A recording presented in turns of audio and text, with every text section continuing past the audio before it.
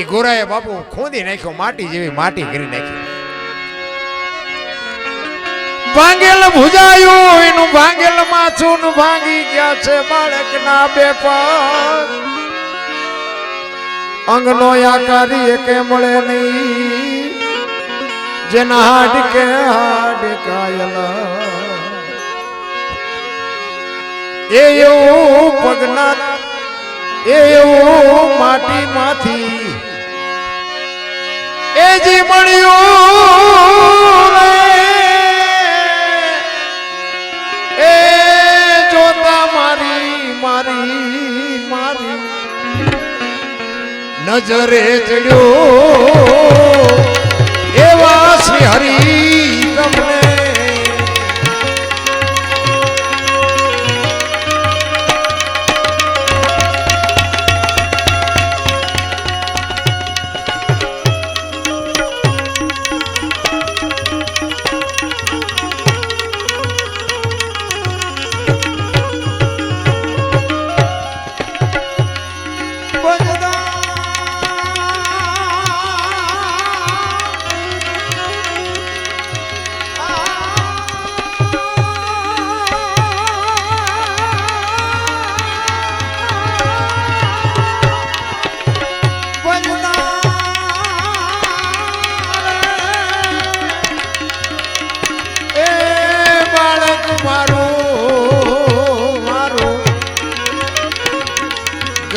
મરી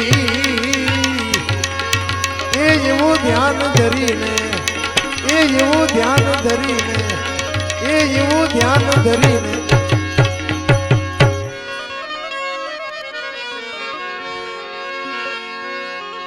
જગત બધી મેણા દે છે કેર કિયો તે કુભા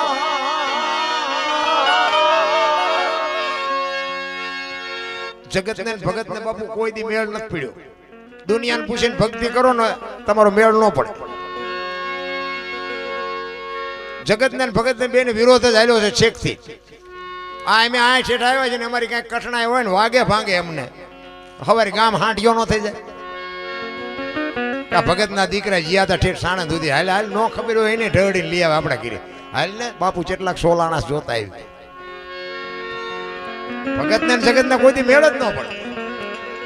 એટલે મહાપુરુષે કીધું અન્ન સમયના ઔષધિ ઝરણા સમોન જાપ, કૃષ્ણ સમોન દેવતા, નિંદા સમોન પાપ. કોકની જો નિંદા કરવાનું બંધ કરી દે ને તોય બાપુ ભજન થઈ જાય.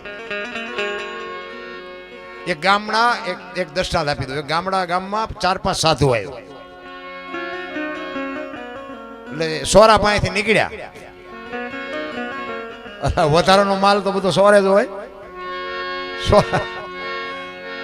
એમ ચારે ઘાસ ઓછો કરજો એટલે મને એમ થાય દોણામ જાય છે.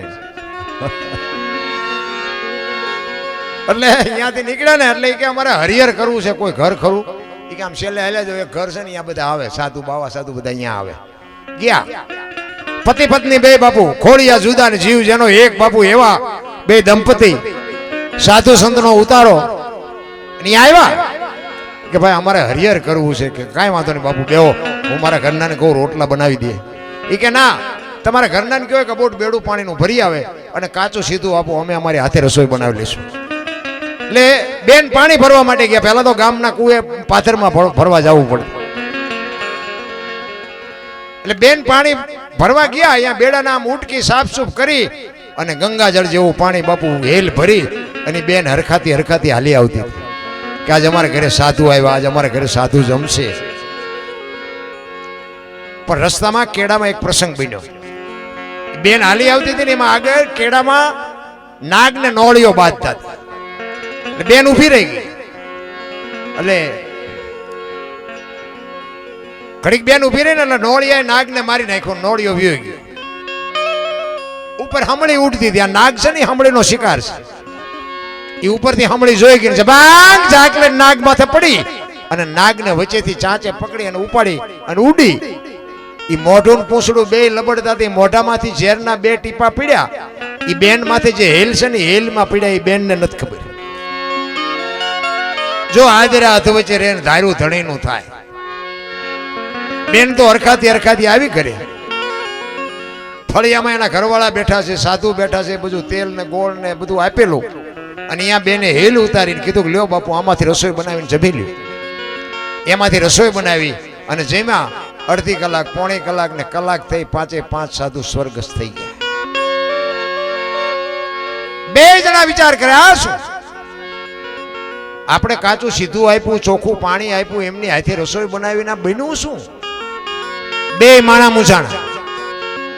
આયા બે માણા મૂંઝાણા સ્વર્ગમાં વિધાતા મૂંઝાણે કે લખવું કોના ખાતે? આમાં નોળિયો દોષિત નથી, નાગ દોષિત નથી, હમળી દોષિત નથી, આ બે માણા દોષિત નથી. આ 5 મર્યા ભગવાને માર્યા એમ તો કહેવાય નહીં. લખવું કોના ખાતે? આ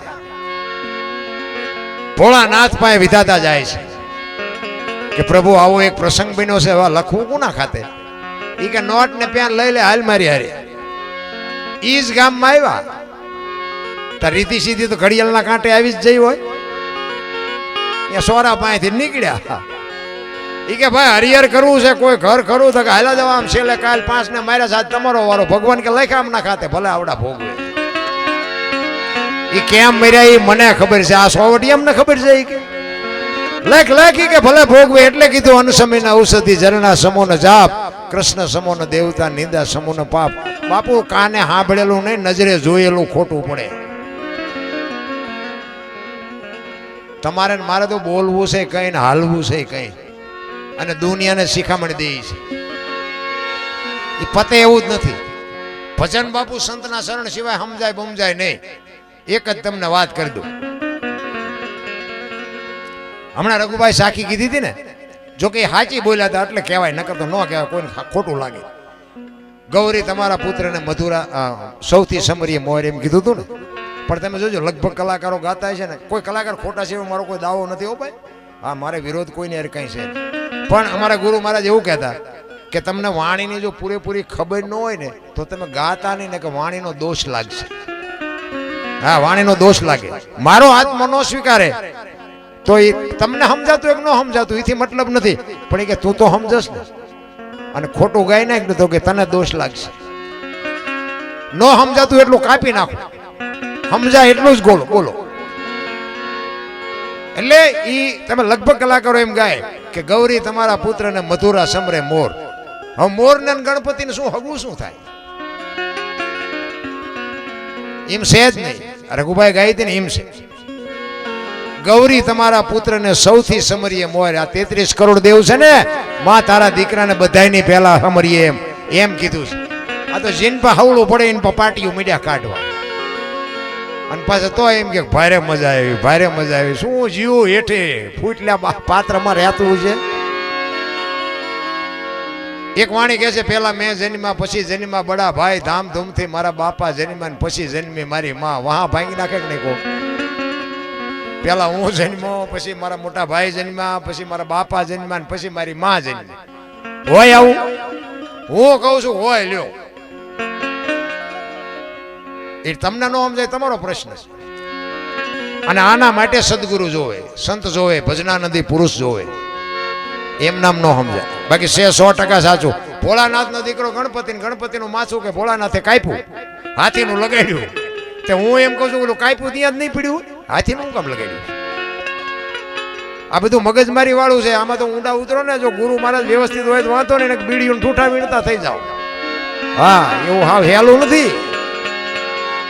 આમાં તો ભજનમાં આવ્યા હોય એટલા બધા બેઠા હોય. આમાં કઈ બધા ભજન વાળા ન હોય. એમાં એક બે તો અમારી એવી રાહ જોતા હોય, ભૂલ ક્યાં આવે ઈ હાટું હોય. તો જીવતા ભૂલ ન કરતા મરેલા કરે. અહીં આવીને જ્યાં તો એક બોલાવો, ખબર પડે જો લોહીના ધબકારા વધી જાય છે કે નહીં. અમે આ મલકમાં પહેલી વાર આવ્યા છે. આ ગામ તો અમારે નામ નહોતું. અમે અહીં આવ્યા ત્યાં અમારે ઘડીએ આમને ફોન કરીને પૂછવું પડતું કે ચિયું ગામ આપણે ભજન આજ છે. ચિયું ગામ મગજમાં જ નહોતું રહેતું, કોઈ દી નામ જ નહોતું સાંભળ્યું. હવે અહીંયા આવીને અમે બાપુ હવે હિલોળા કરીને વ્યા જાય ને કે આમાં હવે ભલે બધા જાણીતા થયા હોય, બાકી આમાં અમારો એક ચહેરો, એક આ કમલેશ અને પ્રેમજીભાઈ, બસ આના સિવાય અમારો કોઈ અહીં જાણે તો કોઈ વ્યક્તિ નથી. એક રઘુભા. પણ કહેવાનો મારો મિનિંગ કે ભજનનો પાવર જેવો હોય. ભજન તમને ભેળવી દે ગમે એને ભેગા. ભજનમાં તમે ભળી જાઓ બસ. એટલે આ ગોરાની આખું ગામ નિંદા મીડું કરવા આવી ભક્તિ હોય. ભજન ગાતા ગાતા છોકરા મારી નાખીને ખબર ન રહે, આવી ભક્તિ હોય. એટલે મેં કીધું એમ દુનિયાને બાપુ કાંઈ કહેવાય એવું નથી, દુનિયાને પોગાય એવું નથી. એક બાપ દીકરો બે ઘોડું લઈને નીકળ્યા, બાપા ઘોડા માથે હતો, છોકરો હેઠો આવેલો જતો. સોરા પાસે નીકળ્યા, ત્યાં બેઠા હતા ને, ઈ કે ગોટો આખો ઘોડામાં ચડી ગયો, ઓલો ફૂલડા જેવું છોકરું હેઠું આવેલો હોય, આને શરમ નહીં આવતી હોય. ગામ બહાર નીકળીને પછી એના બાપા કે બેટા એક કામ કર, તું ચડી જા, હું હેઠો આવેલો. બીજું ગામ આવ્યું ને, એ કે જુવાન આખો ઘોડા માથે ડોહાના ટાંટિયા તોડાવતો જાય છે. બહાર નીકળીને કે બાપા હાલો ને આપણે બે બેહી જઈ, બે. બીજું ગામ આવ્યું ને કે આમને દયા જેવો સાંટો છે, બે સોટ્યા ઘોડામાં બે ને બેહાય. બહાર નીકળીને કે બાપા ઘોડું ભલે વાંય હાલ્યું, આપણે હેઠા હાલ્યા જઈએ. બીજું ગામ આવ્યું ને કે એમને પૈસા હું કામ ખર્ચ્યા છે, બે ટાંટિયા તોડીને હાલ્યા જાય છે. હવે આમાં તમે ક્યાં પોગો આ દુનિયાને? આ જગત છે. સારું કોકનું થાય ને તો કે મેં કર્યું, ખરાબ થાય ને તો કે એના ભાઈ નથી. ગામમાં કોઈક દીકરાનો કોકનો સંબંધ ન થતો હોય અને એના સંબંધ ગોઠવાઈ જાય, લગ્ન બગન થઈ જાય, પછી આપણે બે જણા ભેગા થયા વાત કરે ને, ઓલા ફલાણા દીકરાનું સારું થયું, ગોઠવાઈ ગયું, સારું નકર મેળ નહોતો પડ્યો, તરત જ ઠેકી પડી. તો અમે ગયા હતા, અમે કેટલી જવાબદારી લીધી. અમે કીધું હતું કે અમે તમારી દીકરી નહીં, અમારી દીકરી, ગમે તારે અડધી રાતે અમારું બારણું ખખડાવે. અમે જવાબદારી લીધી, ત્યાં દીકરી આપી છે. પછી ઓલો એમ કહે કે એને હાવું કંદડે બહુ, એના કર્યા કે ઈ ભોગવે, એના કરેલા છે તારા. ખરાબ તો કે એને કર્યું, સારું કર્યું તો કે મેં કર્યું. આ દોરંગી દુનિયાના શું ધોખા ધરવા ભલામણ. તમારા માટે તમારે કરવાનું છે, બાકી આ દુનિયા છે ને, આ ના દુનિયા હાથીની અંબાડીએથી ગધાડે બેહાર છે, કોઈ ભરોસો નથી રામ. કારણ કે આ હું જે બોલું છું ને, એના મારા વિડીયા તમે જોતા છો, આ બધા એમાં હું હોહરો નીકળ્યો છું ને, એટલે મારી વેદના બોલે છે, મારી પીડા બોલે છે. બાપુ મારા ઘરનો ઇતિહાસ હું તમને કહું ને બાપુ, આ બેઠા છે એમાંથી એકની આંખમાંથી આંગળું ન પડે તો મારી વ્યથાને બાપુ કોણ સમજી શકે? ઈ પીરિયડ માંથી હું નીકળેલો છું. આ પહેરેલા જેથી હગા ન થાય ને, આ ધરતી માકારા કરે ને આપડા હોય બજારું મૂકી દે ને, તેથી મારો નાથ તમારું બાવડું પકડે. એવું હેલું નથી. અને હું તો દુનિયાને કહું છું ભજન કરો, ભજન કરો, પણ કરવાના નહીં. શું કામ? સંપત્તિ જેટલી આપે છે, હું શું માથું જ નથી કરી શકતા, શું તેમ ભજન કરો? વાહન લઈને જવું છે ને, કામે જવું છે ને, વાડીએ જવું છે ને, આણંદ જવું છે ને, પૂંછડે જવું, ઢોકળે જવું, ત્યાં ફડાઈ ફૂટી જાય ગયા. છોકરો ભણાવો, મકાન કરવું છે, ભણાવવા જવું છે, આ કરવું, અરે ખૂટતું જ નથી. એમાં બાકી હતો મોબાઈલ આવ્યા, દી ઉઠાડ્યો મોબાઈલ હતો. હાવ જૂઠું બોલે. આપણે હલો ચા છો કે મુંબઈ શું વંડી આડા ઉભો હોય, હાવ નકરા રાંગા જ મારે છે. ઈ કામ બાપુ નિંદા મીડિયો કરવા